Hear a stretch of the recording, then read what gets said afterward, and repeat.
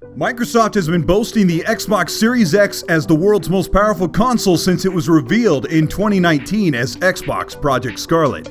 Now with rumors almost 2 years running of Xbox Lockhart, a second console ready for next-gen launch, a surprising configuration of hardware, speed, and affordability, Xbox Lockhart may just be the Xbox or the console everyone wants this holiday.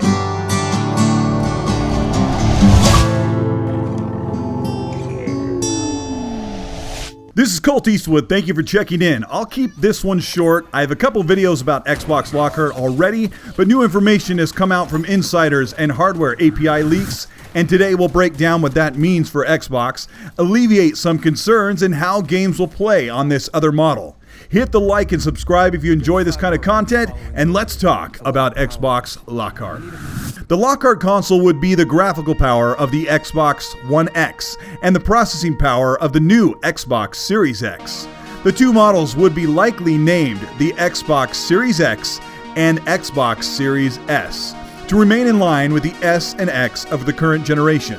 Xbox Series S will likely be a discless, all-digital console with nearly all of the amenities of the bigger Xbox Series X, with a reduction of overall graphical resolution pixel counts. The SoC system-on-chip APU from AMD is very similar to the Xbox Series X we've seen this year, except fewer stream processors, purpose-built graphics cores that can run at lower frequencies with impressive graphic output. Right now, developers are working on the Xbox Dev Kit with the Xbox Series S build in their workflow pipeline, and they are not concerned with the Xbox Lockhart or Xbox Series S holding back game development, which we'll get to why in just a moment. Looking at the Xbox Series X and Series S side by side, here are the specs as we know them. Both consoles are built on AMD Navi graphic architecture and Zen 2 processors. Both are RDNA 2 architecture, 3.8 GHz CPUs with 8 cores, and 16 threads when running simultaneously at 3.6 GHz. This is crucial to compatibility and performance parity across the consoles, including the PS5 and the Xbox Series S. This will not hold back gaming on the Xbox. Game design can be dependent on the I/O, or better said, the stream of data of the game world and processing of AI and interaction which is handled by the CPU. This is why the Series S console having the same processor is so important to the platform and will not hold back games. Tom Warren of The Verge stated, "To the Lockhart will hold back next-gen crowd. Lockhart CPU is faster than the PS5. Lockhart supports ray tracing.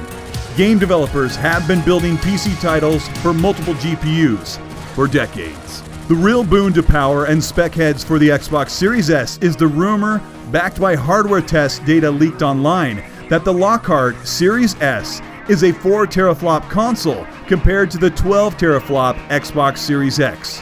In Navi architecture, this puts the S at just above the graphical power of the current Xbox One X, a console that routinely runs big AAA games at 1440 to 4K at 30 frames per second.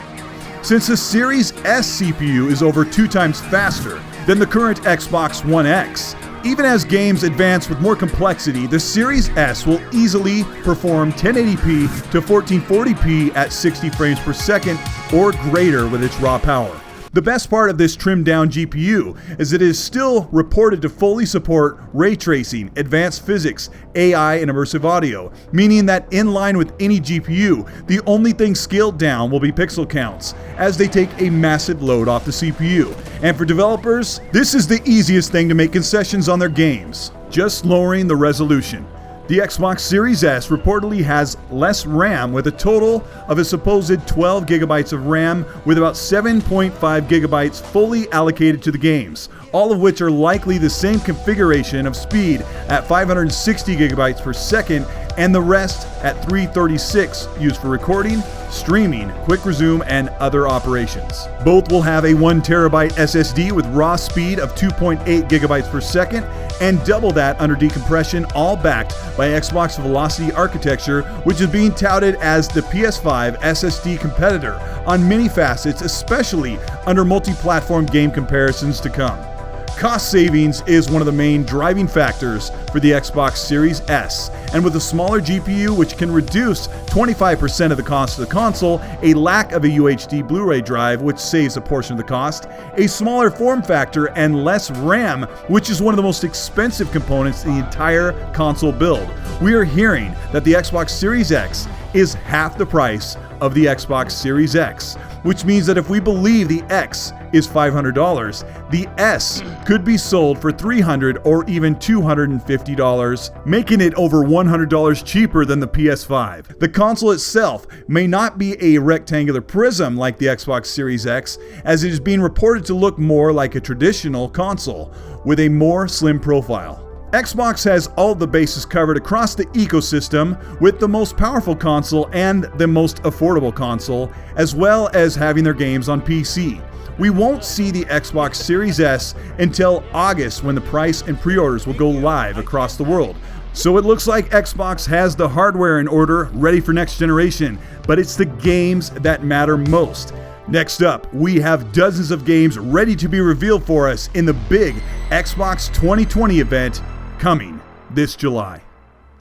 This is Colteastwood. Thank you so much for watching. I've been reporting on Xbox Lockhart for almost 2 years, and after hearing all of this information, I really hope Xbox is ready to deploy this console at launch this holiday. If so, I'll probably get both Xboxes and the PS5 so I can make comparisons with new games.